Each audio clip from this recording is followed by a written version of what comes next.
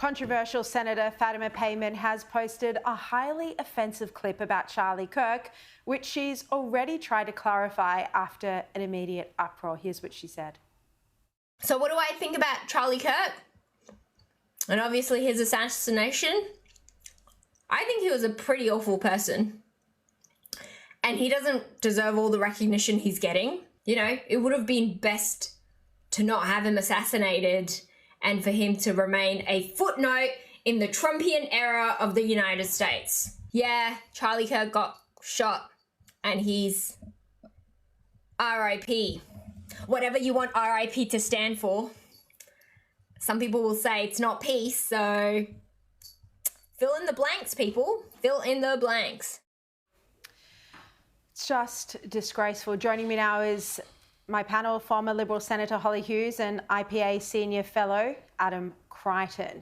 Now, she's now issued a statement trying to justify her horrible remarks. You know, she says she extends sympathies to Charlie Kirk's young family. She condemns all form of political violence. But, Hollie, the issue is that it's been 6 days since he was killed. Why is she talking about him? Why is she...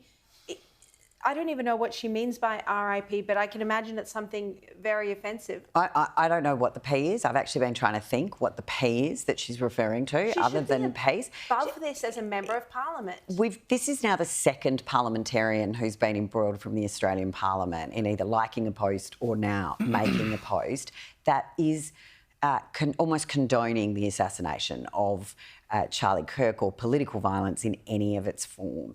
But what I did note, she said, I was hoping Charlie Kirk would just be a footnote to Trumpian politics. Well, I have no doubt Fatima Payman will be lucky to make a footnote. The only thing she will be probably ever remembered for is ratting on the ALP, because we know how much they embrace that sort of behaviour.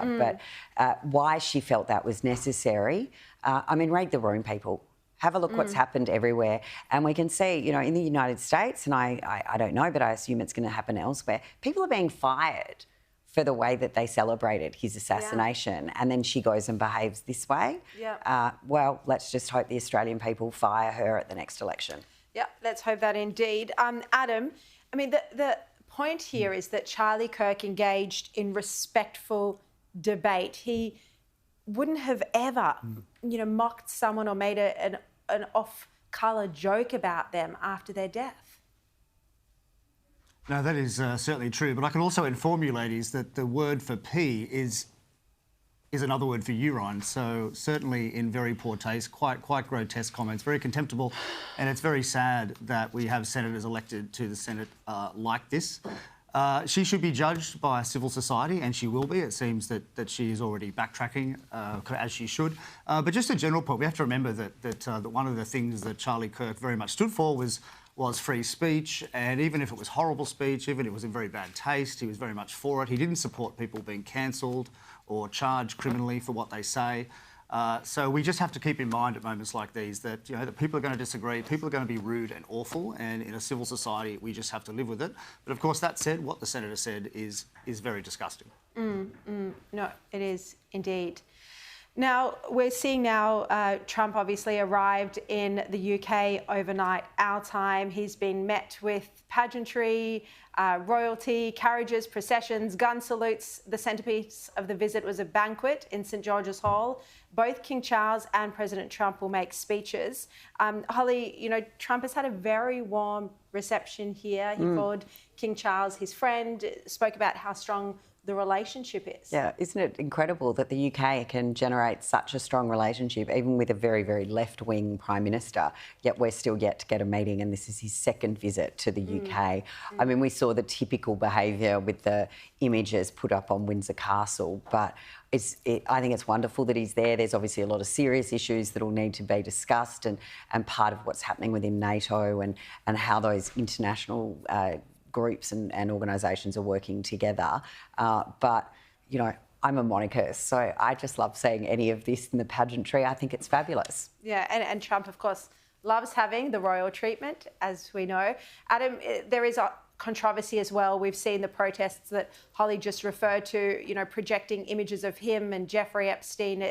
Pretty obscene. Yes, look, I think Trump is very used to all these sorts of protests. I don't think that he's going to care very much about that. He's just enjoying a victory lap. As you said, I think it's very rare for presidents to get this sort of invitation to Windsor Castle twice. The president arrives with the US being very powerful. The UK is a very diminished force. I just checked today, in 2010, the UK was 4% of the globe's GDP, and now it's 3%. So that's just in 15 years, it's shrunk by 25%. So I don't really think the US president really cares very much what the UK thinks. He's enjoying himself. He likes King Charles. I don't think he thinks very much of Starmer. And of course, the irony is that the UK government does not even. Why do you say really he doesn't like the think royal much family of very much? The Labour. Starmer? They seem to have a good relationship. Well, they seem to, but Trump tries to have a good relationship with everyone. I mean, people misunderstand him in this sense. He's extremely kind to people on the left of politics who are leaders of other countries, whether it's Mark Carney or Starmer or, of course, even Anthony Albanese, who he said a number of times is a nice man, a good man. So Trump is very gracious for all the criticism that he gets. Look, the trade deal with the UK has already been inked, I think, back in April. That's over. I don't think there's really that much to discuss. I think Trump's just enjoying himself. He's going to play some golf. He's going to go to Chequers. He's having a lovely time. And we might get some live pictures of him later this hour. If so, we'll bring them to you. Now, one of the true giants of cinema has left us, with Robert Redford passing away in his home in Utah at the age of 89. Incredible legacy, acting, directing, the creation of the Sundance Film Festival.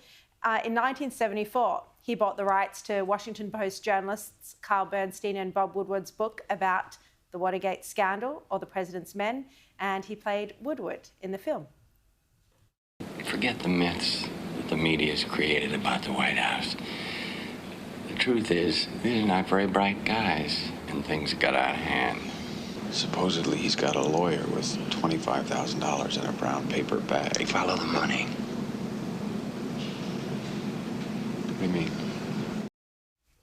Yeah, Hollie, a sad day, but a good long life and incredible legacy. I'm so glad you played that clip. I think that's my favourite Redford film. And honestly, I remember watching that movie when I was at school, and was one of the reasons why I went off and did journalism after I left school, because it was that whole Bernstein, either that whole Woodward and Bernstein, that whole Watergate, the story and the intrigue and the journalism behind that was incredible. And All the President's Men was definitely one of my favourites, probably only followed by Out of Africa.